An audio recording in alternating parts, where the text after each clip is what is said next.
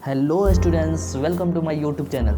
सो students, आज हम लोग करने वाले हैं क्लास 10th के फिजिक्स के टॉप 20 क्वेश्चंस, जो बोर्ड एग्ज़ाम के पॉइंट ऑफ व्यू से काफ़ी इम्पोर्टेंट है। और ये क्वेश्चंस होंगे आपके ऑब्जेक्टिव्स, और इस क्वेश्चन से जो भी ऑब्जेक्टिव्स है उसका सही आंसर क्या होगा। वैसे तो मार्केट में बहुत सारे ऑब्जेक्टिव बुक्स अवेलेबल हैं, बट कुछ ऑब्जेक्टिव्स के आंसर ऐसे होते हैं जिस पर विश्वास करना मुश्किल होता है। सो आपकी इस प्रॉब्लम को हम सॉल्व करने के लिए ये ऑब्जेक्टिव्स का छोटा सा वीडियो लेके आए हैं, जिसमें आपको टॉप 20 क्वेश्चंस बताए जाएंगे और इसके माध्यम से आपका फिजिक्स, मैथ और जो भी सब्जेक्ट हैं उसकी तैयारी कराई जाएगी।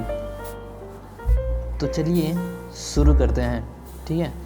तो आपका पहला क्वेश्चन है विद्युत फ्यूज विद्युत धारा के किस प्रभाव पर कार्य करती है।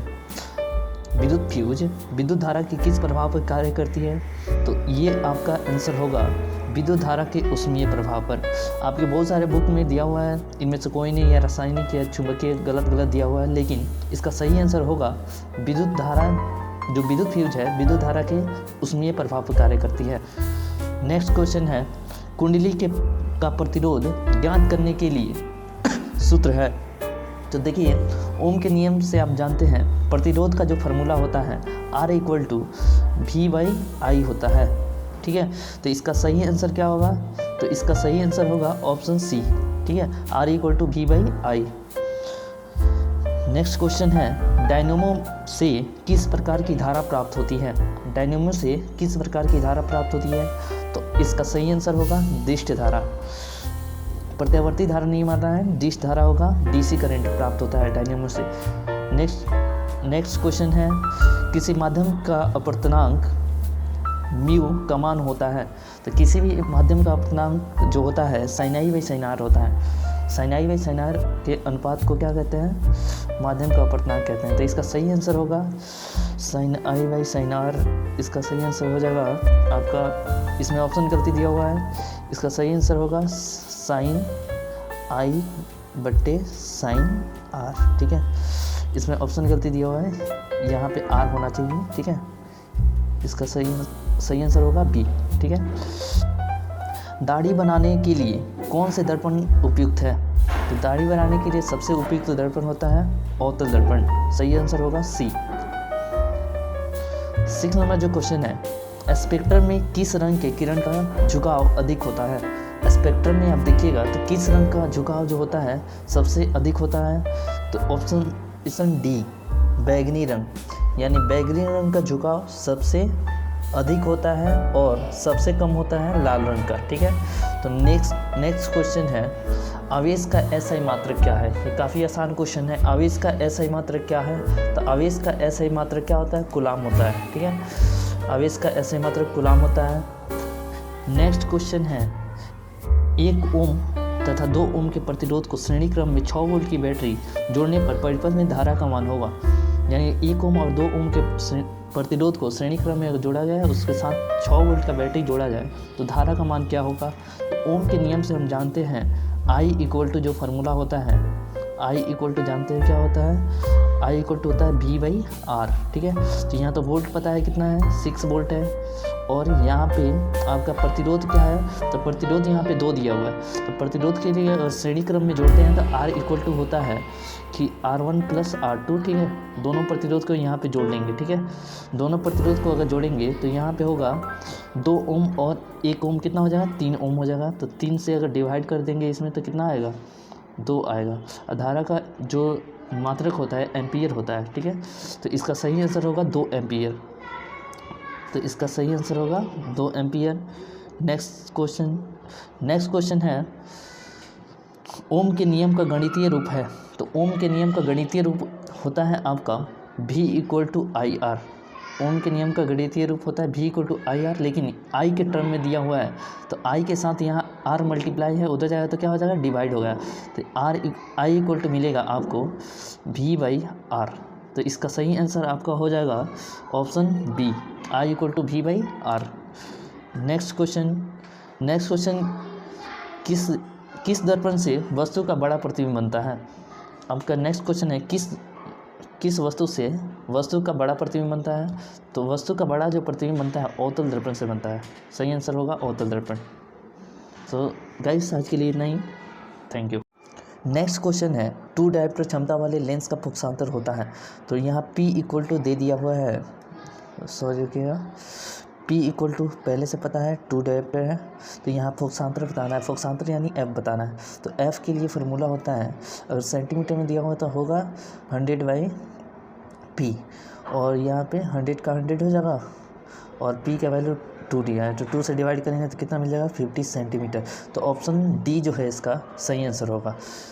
नेक्स्ट क्वेश्चन है निकट दृष्टि दोष का निवारण किस लेंस से होता है। तो निकट दृष्टि दोष का निवारण जो होता है उपयुक्त फोकस दूरी का अवतल लेंस का उपयोग करेंगे तो निकट दृष्टि दोष का निवारण होता है। नेक्स्ट क्वेश्चन है निम्नलिखित में कौन सा पदार्थ लेंस बनाने के लिए प्रयुक्त नहीं किया जा सकता। तो ये बहुत नॉर्मल क्वेश्चन है, लेंस बनाने के लिए निम्नलिखित में से कौन से पदार्थ का प्रयोग नहीं किया जा सकता है। तो जल से तो लेंस नहीं बनेगा, जल से हो जाएगा, जल से अपवर्तन होता है, और कांच तो लेंस बनता है, प्लास्टिक से भी हो सकता है, मिट्टी से आप लेंस नहीं बना सकते। ऑप्शन डी सही आंसर होगा। 14 नंबर क्वेश्चन है किसी बीम का वास्तविक प्रतिबिंब समान आकार का प्राप्त करने हेतु बीम को उत्तल लेंस में कहाँ रखा जाता है। तो देखिए उत्तल लेंस अगर है तो उत्तल लेंस में हम बीम को कहाँ रखेंगे ताकि वस्तु का प्रतिबिंब समान आकार का और वास्तविक प्रतिबिंब बने। तो यहाँ पे होता है फोकस, यहाँ पे भी मुख्य फोकस होगा, और यहाँ पे 2f2 होगा, और यहाँ पे वक्ता त्रिज्या होता है 2f2 और 2f1 होता है।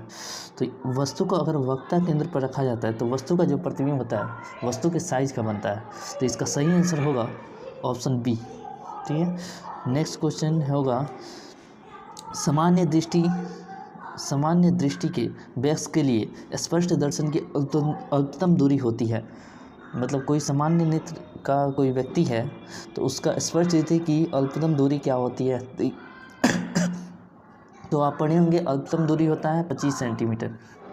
नेक्स्ट क्वेश्चन है निम्नलिखित में से कौन सा पद विद्युत परिपथ में विद्युतीय शक्ति को निरूपित नहीं करता है। तो विद्युत शक्ति को निरूपित नहीं करने के लिए कौन सा फार्मूला होगा। तो विद्युत शक्ति के लिए फार्मूला एक जानते हैं, P इक्वल टू होता है V²/R। तो ये वाला फार्मूला यहाँ पे दिया हुआ है, तो ये ऑप्शन तो नहीं होगा। ठीक है, ये ऑप्शन नहीं होगा। और एक फार्मूला जानते हैं P इक्वल टू क्या होता है, VIB होता है या VIB बोला जा सकता है। ठीक है, तो ये वाला भी फार्मूला नहीं होगा। ठीक है, P का ये दोनों फार्मूला होता है। और जो एक और फार्मूला अगर जानते हो, यदि आप जानते हैं P इक्वल टू होता है V²/R, तो V का वैल्यू यहाँ पे पुट करेंगे। तो V का वैल्यू पुट कीजिएगा आप कि V इक्वल टू IR होता है, तो I का स्क्वायर करेंगे यहाँ पे, तो I का स्क्वायर और R का स्क्वायर मिलेगा और वही R मिलेगा। ठीक है, तो R से R कैंसिल हो जाएगा। तो यहाँ पे P का एक और फार्मूला मिलेगा I²R। तो I²R भी यहाँ पे दिया हुआ है, तो ये ऑप्शन नहीं होगा। तो सही आंसर इसका होगा ऑप्शन बी। तो यानी P का जो वैल्यू होता है, P का जो वैल्यू होगा वो IR² नहीं होता है। ठीक है, तो ऑप्शन बी सही होगा। ठीक है, नेक्स्ट क्वेश्चन है विद्युत धारा उत्पन्न करने के लिए की युक्ति को कहते हैं। विद्युत धारा उत्पन्न करने की युक्ति को कहते हैं। तो नॉर्मल चीज़ है, आप जानते हैं गैल्वेनिस से, तो ये ऑप्शन क्या लिखा हुआ है, गैल्वेनिकीय से तो किया नहीं जाएगा। मीटर से भी विद्युत धारा उत्पन्न नहीं होता है, ए मीटर से भी उत्पन्न नहीं होता है, बस धारा को मापा जाता है ए मीटर से। तो जनरेटर से क्या उत्पन्न होता है, विद्युत धारा उत्पन्न होता है। ठीक है, नेक्स्ट क्वेश्चन देखिएगा। नेक्स्ट क्वेश्चन है लघुपतन के समय परिपथ में विद्युत धारा का मान होता है।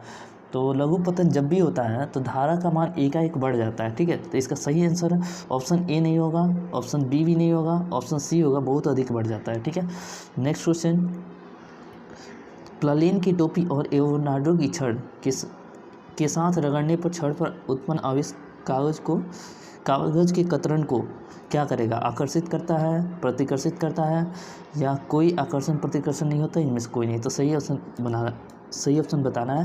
तो इसका देखिए प्लालेन की जो टोपी है एवोनार्डो की छड़ के साथ अगर रगड़ा जाता है तो आवेश उत्पन्न होता है, जिसके चलते वो कागज के कतरन को आकर्षित करता है। ऑप्शन ए होगा। ठीक है, सही आंसर। नेक्स्ट क्वेश्चन है प्रकाश के प्रवर्तन के कितने नियम हैं। तो ये सबसे आसान टॉपिक है। प्रकाश के प्रवर्तन के 2 नियम होते हैं, ठीक ऐसे ही प्रकाश के अपवर्तन के भी 2 नियम होते हैं।